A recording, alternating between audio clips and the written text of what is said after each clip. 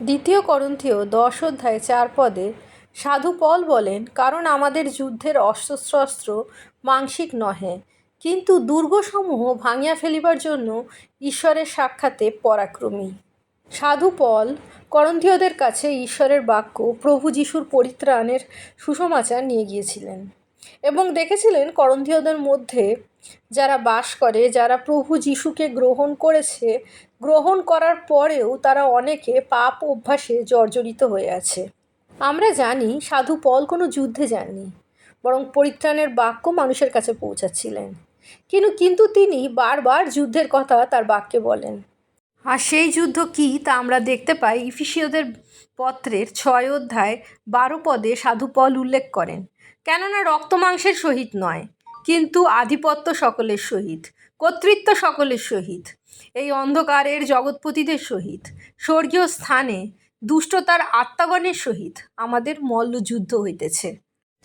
আমরা যখন পৃথিবীতে মানুষের সাথে নানা রকম তর্কে, নানা রকম যুদ্ধে, নানা রকম বিরোধিতায় লিপ্ত হই, তখন আমরা যেন পৌলের এই বাক্য মনে করি। পৃথিবীতে যা কিছু ঈশ্বরের বিরুদ্ধে ঘটছে, তা কিছু ইনফ্লুয়েসড হচ্ছে অন্ধকারের জগৎপতি অর্থাৎ পাপাদ্যদের মাধ্যমে। পৃথিবীতে যত খারাপ কাজ হচ্ছে এবং যারা করছে, তারা চুজ করছে সেই খারাপ কাজগুলো করতে, কারণ তারা কল্পনায় শয়তানের সেই কল্পনা যা তাদের হৃদয়ে দান করছে, সেই প্রলোভন, সেই কল্পনা, সেই পাপ করার ইচ্ছা যা শয়তান তাদের হৃদয়ে দান করছে, তাতে সম্মতি জানাচ্ছে। তারা ঈশ্বরকে নির্বাচন না করে শয়তানকে নির্বাচন করছে। তারা প্রেমকে নির্বাচন না করে মৃত্যুকে নির্বাচন করছে। জীবনকে নির্বাচন না করে ধ্বংসকে নির্বাচন করছে। সেই কারণেই এই পৃথিবীতে নানা রকম সমস্যা, বিশৃঙ্খলতা সৃষ্টি হচ্ছে। এ তো গেল বাইরের কথা। আমাদের অন্তরেও আমরা সব সময় সেই মল্লযুদ্ধে যুদ্ধ করছি, যে ঈশ্বর যে বাক্য আমাদের দান করছে, পবিত্র আত্মার কথা, তার সাথে যুদ্ধ করছে আমাদের প্রলোভন, আমাদের মানসিক চাহিদা এবং পাপাত্মার কল্পনা, যা আমাদের প্রলোভনকে বারবার উস্কে দিচ্ছে। আর এই সকল যুদ্ধে, মল্লযুদ্ধে আমাদের একমাত্র রক্ষা কবচ প্রভু যিশু। সাধু পল যেমন বলেন, ঈশ্বরের সমগ্র যুদ্ধসজ্জা পরিধান করো, যেন দিয়াবলের নানাবিধ চাতুরীর সম্মুখে দাঁড়াইতে পারো। আমরা যখন প্রভু যিশুকে পরিধান করি আমাদের জীবনে, তার বাক্য, তার আজ্ঞা সকল পালন করি, তখন আমরা এই যুদ্ধে দাঁড়িয়ে থাকতে পারি। কারণ যুদ্ধে লড়ার ক্ষমতা আমাদের নেই। এই শয়তানের বিরুদ্ধে আমাদের হয়ে লড়াই করেন আমাদের ঈশ্বর। তবে আমরা যদি সেই যুদ্ধের মধ্যে দাঁড়িয়ে থাকতে পারি, যে অস্ত্রগুলি পিতা ঈশ্বর আমাদের দান করেছেন সেগুলো ঠিকমতো ব্যবহার করতে পারি, যে দুর্গসমূহ আমাদের অন্তরে তৈরি হয়েছে সেইগুলো কিন্তু আমরা ভাঙতে সক্ষম হব।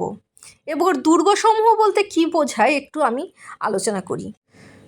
জীবনে যে কোনো পাপ অভ্যাস আমরা ধরে নিই, সে মিথ্যে কথা বলা হোক অথবা গালমন্দ করা হোক, মুখ খারাপ করা হোক, অর্থাৎ মুখ দিয়ে আমরা যে পাপগুলো করি, সেগুলো প্রথমবার যখন আমরা করি তখন আমাদের খারাপ লাগে, তখন আমরা হয়তো ক্ষমা চেয়ে নিলাম ঈশ্বরের কাছ থেকে। তারপর দ্বিতীয়বার করলাম, তখন আবার খারাপ লাগাটা কমে গেল। এইভাবে বারবার মিথ্যে কথা বলা অথবা গালাগালি দেওয়া, এই যে মুখ দিয়ে আমরা পাপ করে ফেলছি, এই বা অন্য কারোর সম্পর্কে গসিপ করা, পরনিন্দা পরচর্চা করা, এই যে কাজগুলো আমরা আমাদের জীব দিয়ে করে ফেলছি, এইগুলো কিন্তু পাপ। আর এই পাপগুলো বারবার করতে করতে আমাদের অভ্যাস হয়ে যায় এবং আমাদের তখন আর এইগুলো ভুল বা পাপ বলে মনে হয় না। এই পাপগুলো করলে যে গিল্টি, প্রথম যে অপরাধবোধ আমাদের মধ্যে কাজ করত, সেই অপরাধবোধ বা সেই গিল্টি আমাদের মধ্যে আর কাজ করে না। গিল্টি ফিল আমরা আর করি না, বরং এটা অভ্যাসে পরিণত হয়। কখনো কখনো মনে হয় আমরা পাপ করছি, কিন্তু আমাদের সেই পাপ আটকানোর বা সেই পাপ থেকে নিজেদের ফিরিয়ে আনা বা এই পাপ অভ্যাস থেকে মুক্ত হওয়ার ক্ষমতা আমরা হারিয়ে ফেলি।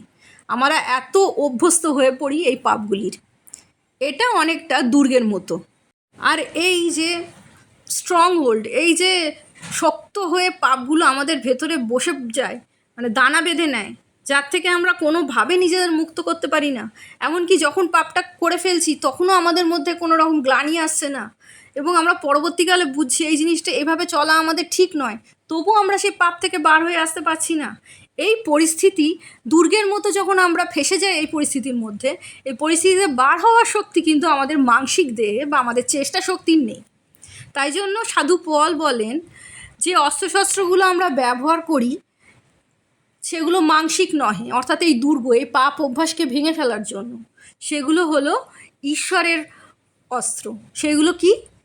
সাধু পল ইফিসীয়দের পত্রের 6 অধ্যায় এই যুদ্ধাস্ত্রগুলি উল্লেখ করেছেন। সত্যের কটিবন্ধনীতে বদ্ধকটি হইয়া, ধার্মিকতার বুক পাঠা পড়িয়া এবং শান্তি সুসমাচারের সুসজ্জতা পাদুকা চরণে দিয়া দাঁড়াইয়া থাকো।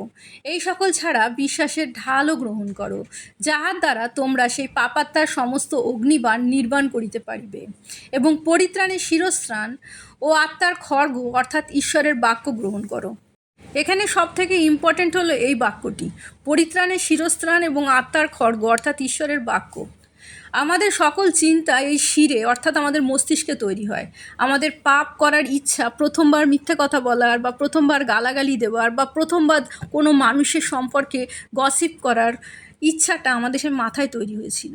তাই জন্য যখন আমরা ঈশ্বরের বাক্যে নিয়ত থাকি তখন আমরা নিজেদের ইচ্ছাকে, নিজেদের মনে যে ইচ্ছাগুলো জাগ্রত হয় তাকে ধৌত করতে থাকি।